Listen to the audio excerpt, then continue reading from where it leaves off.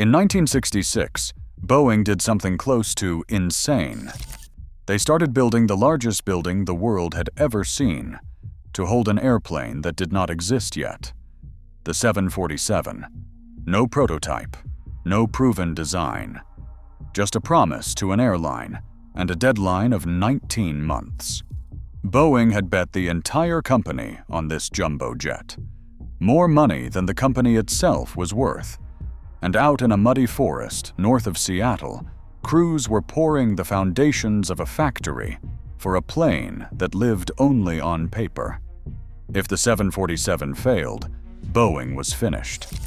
So before a single rivet went into the most famous airplane in history, men had to move a mountain of earth, blast the hillsides, and carve a railroad straight through the woods just to drag the steel in.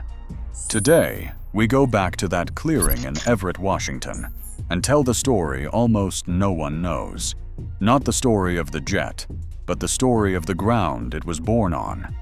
The earth they moved, the railroad they cut, and the storm that nearly drowned all of it before it began. We will take this in order, so you always know where we are. First, the bet that started everything. Then the ground itself, the forest, and the mud, and that mountain of earth. Then the railroad they had to carve just to feed the site. Then the building, and the men who raised it while the rain came down. And before we are finished, we will settle the strange story that everyone repeats about this place. The one that says it grew so large, it made its own rain inside. Stay with us, because the truth is stranger than the legend. To understand why Boeing would gamble its survival on a building, we have to go back a year earlier, to a contest Boeing lost. In the middle of the 1960s, the United States Air Force wanted an enormous cargo plane, a heavy transport that could carry tanks and troops across the world. Boeing designed a giant to win it. So did Lockheed, and Lockheed won. That airplane became the C-5 Galaxy. Boeing had poured years of thinking into a colossal aircraft, and now it had nothing to show for it. But the engineers had learned something they could not unlearn. They had learned how to think on a scale almost nobody had attempted before. How to imagine an aircraft far larger than the world was used to. That hard-won knowledge was about to find a second life, because a man named Juan Trippe, who ran Pan American World Airways, wanted a passenger plane bigger than anything in the sky. The story that has come down to us is almost too neat to be true, and the historians who have looked at it tell it with a smile. On a fishing trip, Juan Trippe turned to Bill Allen, the head of Boeing, and told him that if Boeing built it, he would buy it. And Allen answered that if Pan American bought it, he would build it. Two men on a boat deciding to change air travel forever with a handshake. Whether the words were exactly those, the deal was very real. In April of 1966, Pan American ordered 25 of these jumbo jets for $525 million. It was the largest aircraft order anyone had ever placed, and Boeing had just promised to deliver an airplane 2.5 times bigger than anything then flying, on a schedule that left almost no room to breathe. Bill Allen knew exactly what he was risking. He told his people that they were betting the company, that the dangers of the 747 were several times greater than anything Boeing had attempted before. Later, looking back, he admitted it had really been too large a project for them. We have told the story on this channel of the Empire State Building, raised in just 410 days against its own impossible clock. Everett was a different kind of race, slower and wetter and far stranger, but no less desperate. The deadline here was measured in a handful of months, and the penalty for missing it was the end of one of the great American companies. There was no turning back now. There was an order, there was a deadline, and there was one enormous problem that had nothing to do with the airplane at all. There was nowhere on Earth big enough to build it. Every Boeing plant was too small. The jumbo simply would not fit inside any structure the company owned. So before Boeing could build the plane, Boeing had to build a place to build the plane. And that place would have to be the biggest building ever raised by human hands, a structure so large that the finished aircraft, with its tail as tall as a 6-story building, could roll through it like a toy. The search settled on the Pacific Northwest, on a stretch of forested land beside an airfield called Payne Field, near the city of Everett, Washington. Boeing began quietly buying up the ground, around 780 acres of it in the end. It was not a flat, empty lot waiting for a factory. It was a hillside covered in dense evergreen forest, rolling and wet, the kind of land where the rain almost never stops.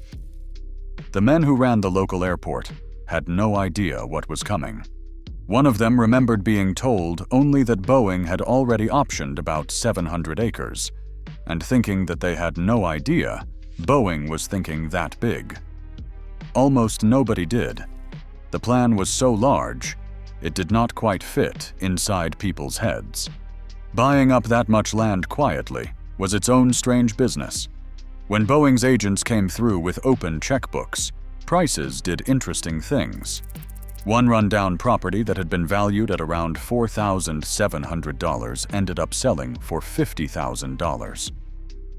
And not every owner wanted to sell at any price. One holdout refused for weeks.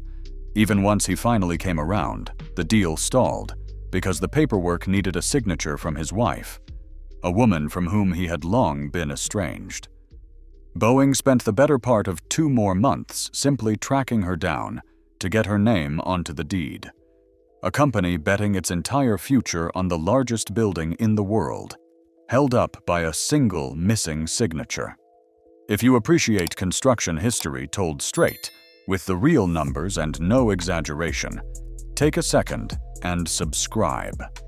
We tell these stories the way they actually happened, and we are only getting started here because there is still the forest to clear, the railroad to carve, and the strange weather inside the building to explain. So stay with us. The man Boeing put in charge of turning that forest into a factory was an executive named Malcolm Stamper. Most people called him Mal. His job was almost unthinkable. Build the largest building in the world, set up the tooling to assemble a brand new aircraft, and get the production line running, all at the same time, all against the clock. The pressure on him is hard to overstate. By one account, across the entire stretch of years that the 747 was in development, Stamper took exactly 1 day off, a single Christmas. There is a strange detail in his past that fits this channel well.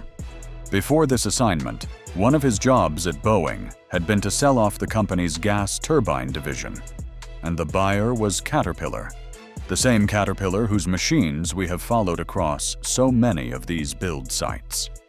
Now Stamper had a forest to flatten and a mountain to move. The firm hired to design and build the factory was the Austin Company, out of Cleveland, Ohio. They were the ones who drew the plans and ran the construction, the original plant, and later the great expansions as well. And in the spring of 1966, their crews went to war with the land. Picture it, a rolling evergreen hillside soaked by Pacific rain, being torn open from the trees down. Workers felled the timber and dragged it out. They flattened the small hills and filled in the ravines between them, reshaping the very contour of the land. The forest came down acre by acre, and what had been wilderness became a raw, brown wound in the earth. The work was so deep in the backcountry that Joe Sutter, the engineer remembered as the father of the 747, recalled that as crews cleared the trees and leveled the ground that spring, they sometimes had to chase off bears.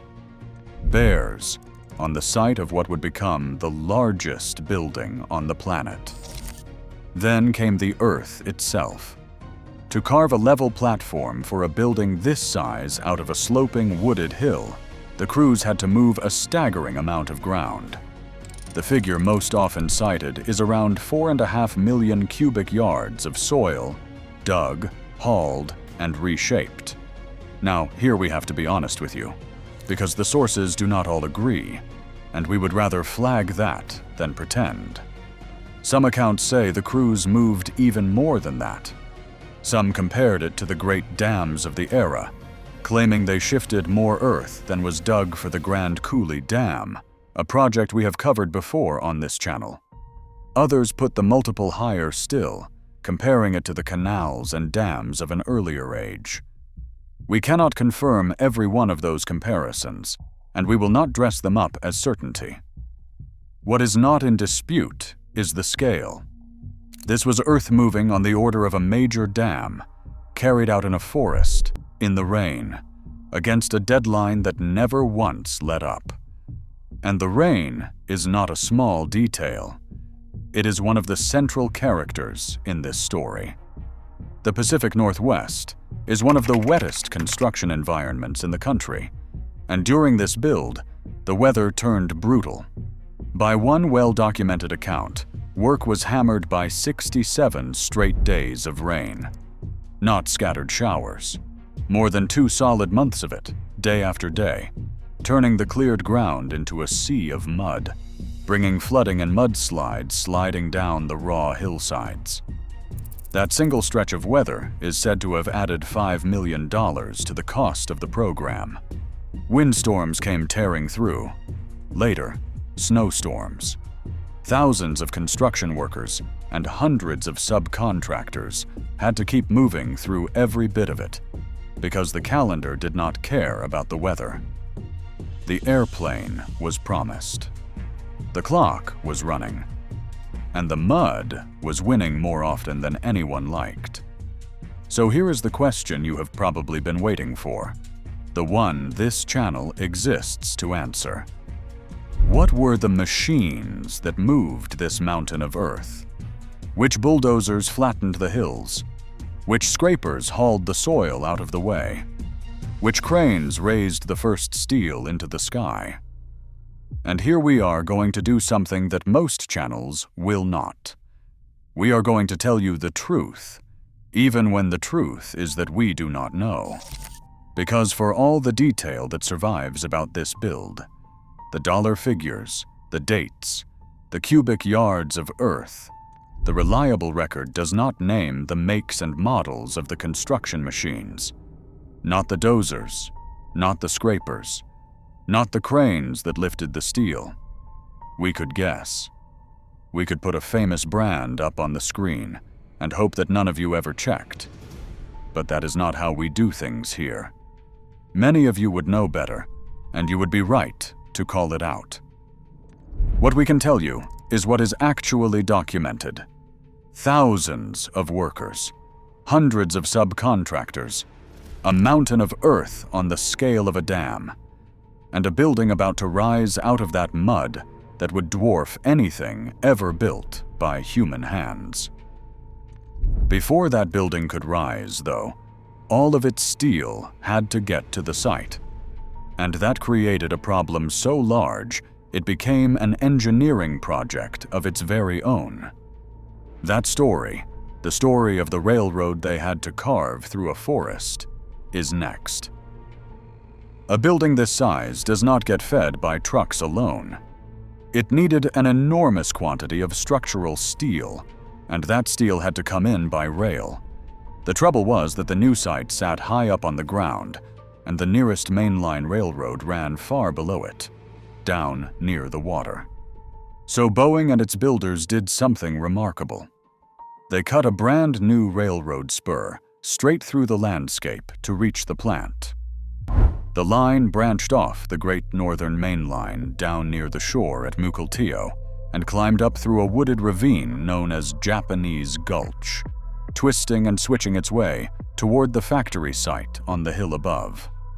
The numbers on this little railroad are almost as impressive as the building it served. To build the track bed alone, crews moved more than 1.25 million cubic yards of dirt, blasting and filling their way up the grade. And it was a punishing grade. The line had to climb from around 20 feet above sea level near the shoreline to roughly 540 feet up at the western edge of the Boeing site. That is a brutally steep haul for a standard railroad, rising more than 5 feet for every 100 feet of track it ran.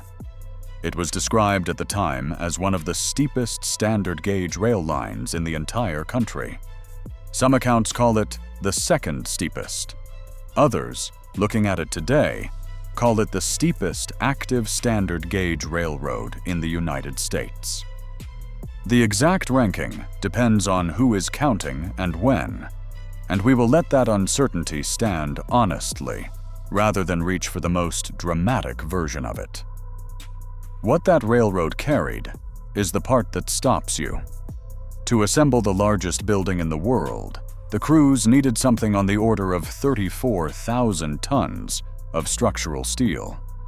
34,000 tons dragged up that impossibly steep spur, car by car, locomotive straining against the grade, to be raised into the skeleton of the factory. When it was finished, it stood as the largest steel building on the planet, and steel that valuable, moving across that much country, did not always behave itself. There is a story from inside the project that captures the scale of it. A shipment of structural steel, a dozen rail cars of it, simply went missing somewhere along the route from the mill. A buyer working for the construction company had to fly out personally and hunt the cars down.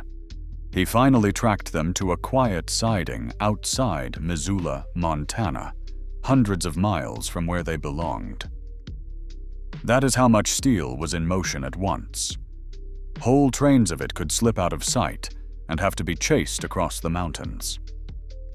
If this is the kind of history you want more of, the real machinery of how the modern world got built, the best way to help us is simple. Every documentary like this one takes days of research, checking sources and sorting hard fact from comfortable legend. You can help us keep going by leaving a small donation. Just click the link and support us. It genuinely keeps these films coming. And now, with the steel arriving and the ground cleared, it was time to raise the building itself and to meet the people who did it. Here is the detail that makes this whole story almost unbelievable. Boeing did not build the factory, then move in, then start building airplanes. There was no time for that luxury. Instead, they built the factory, built the tooling and the assembly jigs, and built the first airplane, all at the same time, all at once, inside a building that was still going up around them. One Boeing machinist who lived through it put it plainly. He said they built the factory, the jigs, and the airplane all at one time. Crews were assembling pieces of the most complex aircraft ever attempted, while, a few hundred feet away, other crews were still pouring concrete and bolting up steel. The walls were not finished. The thing was being born and built in the very same breath.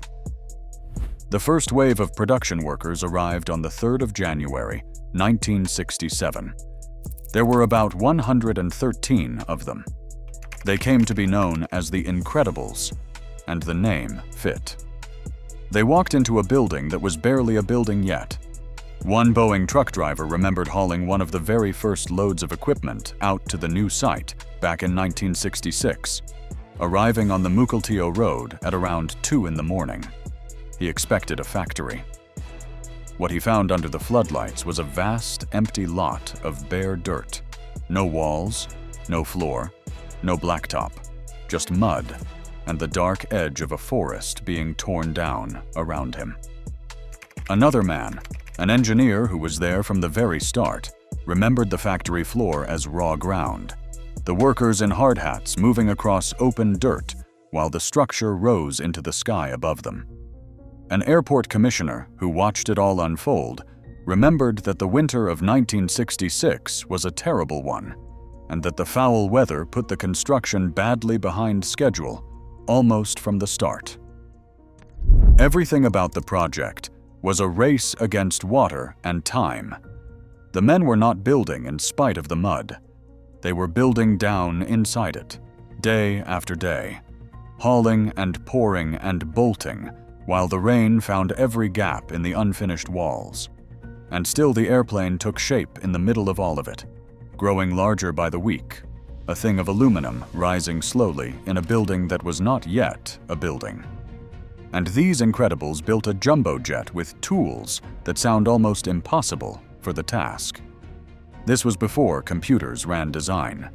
The engineering was done with slide rules and hand-drawn schematics, tens of thousands of drawings, worked out by hand at drafting tables.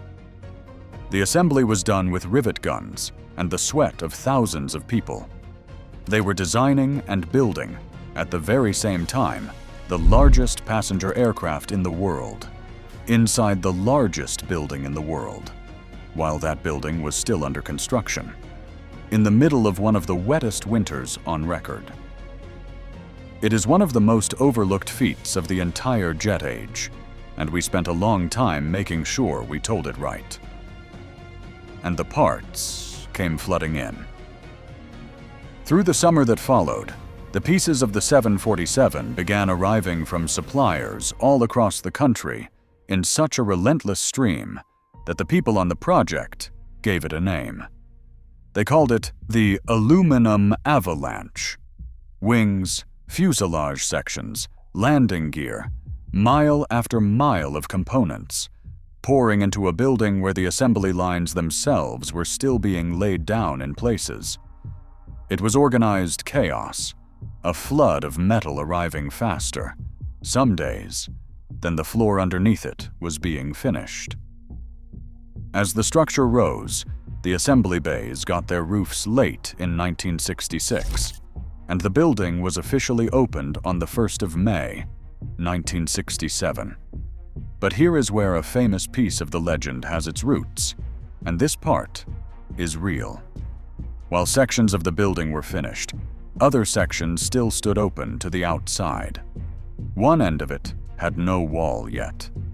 And on the cold, wet mornings of the Pacific Northwest, the fog from outside would drift straight into the unfinished factory. That same machinist remembered coming into the machine shop and finding it filled with fog because the building was still open at one end.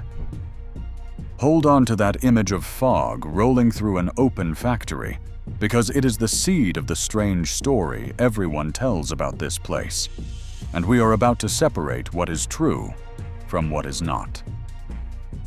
By the time it was finished, the scale of the thing was almost impossible to take in. The original building enclosed something on the order of 200 million cubic feet of space, sprawling across nearly 43 acres under a single roof. It was, by volume, the largest building in the world, a title it would hold from the day it opened. To stand on that factory floor was to lose your sense of scale entirely. People who worked there for years said they never fully got used to it, that it felt less like a building and more like a city with a ceiling. And that ceiling brings us straight to the legend.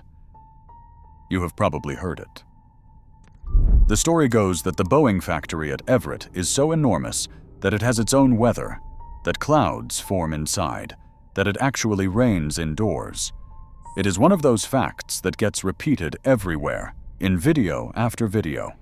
So let us be careful and precise about it, because the truth is more interesting than the myth. Did it ever truly rain inside the finished building? No. There is no good evidence of indoor rain, and the people who run the building have called the weather inside story a myth. Even some of the accounts that first spread the legend never actually claimed it rained. So where did such a sticky story come from? It came from two real things that got blended together and then stretched out of shape over the years. The first real thing we have already met. During construction, the building stood open at one end, and the outside fog drifted in. Workers really did walk into a shop full of mist. That was weather inside the building, but it was the outside world coming in through an unfinished wall, not the building making its own rain. The second real thing came a little later. In the early days, after the building was enclosed, its sheer size created a genuine problem. The volume of air inside was so vast that warm, moist air could gather up near the ceiling and form actual clouds, small ones, hanging high overhead. That part is documented, but it did not last. Boeing installed an air circulation system to keep the air moving, and the indoor clouds went away. So the honest version is this. Fog drifted in while the building was open. Small clouds briefly formed near the ceiling before the air system was installed. And from those two true facts grew the tall tale that the building reigns on its own. It does not, and it never really did. There is one more piece of this that surprises people, and it is true. The building has no conventional climate control for temperature, even now. Because the Seattle area has such a mild, temperate climate, Boeing never installed the kind of heating and cooling you would expect for a space that size. On warm days, workers open the giant doors and run fans. The warmth of the lights and the machinery and the people themselves takes the edge off the cold.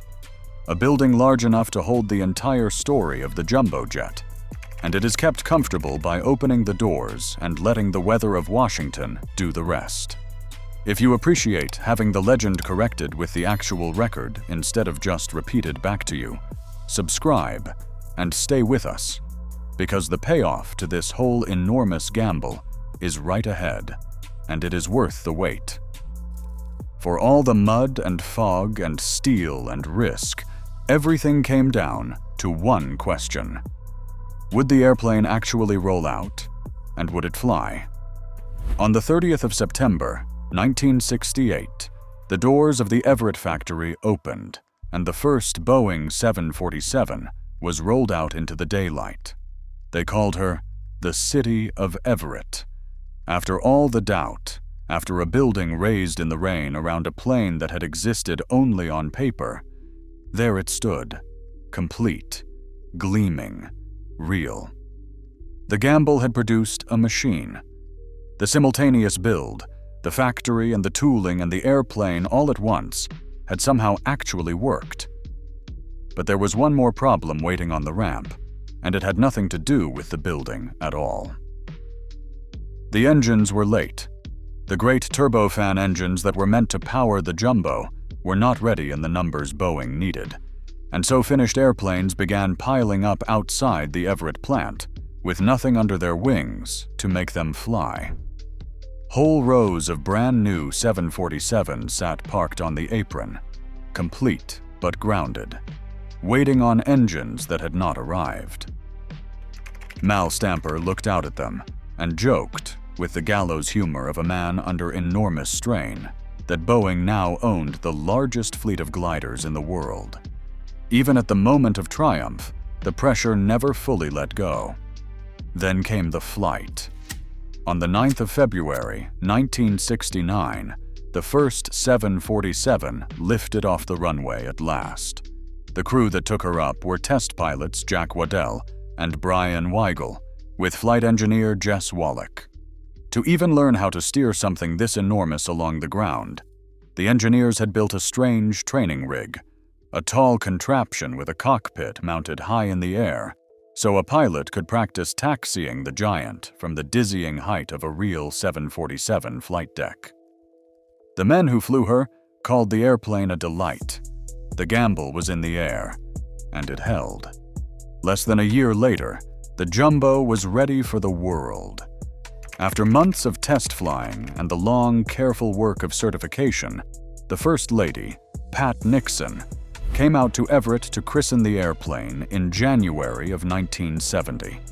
And within just a few days of that, the 747 entered service with Pan American, lifting its first paying passengers across the Atlantic Ocean.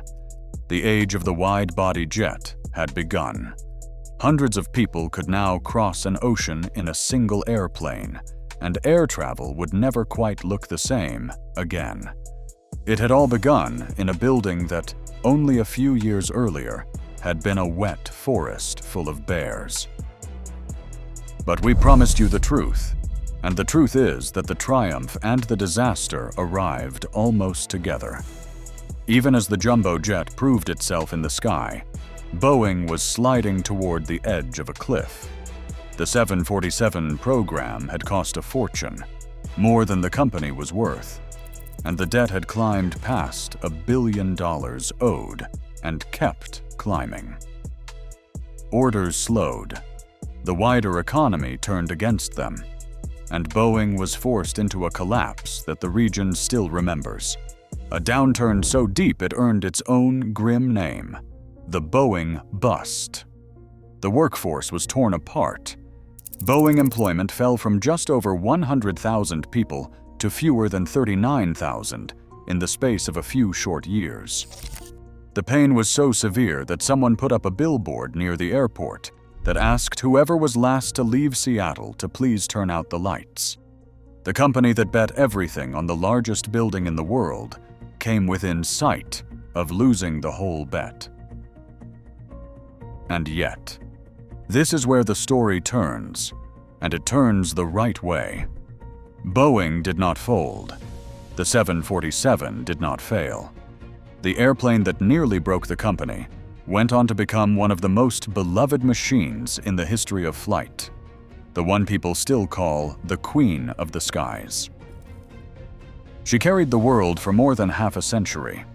The last of them was delivered in early 2023, more than 50 years after that first rollout in the rain at Everett.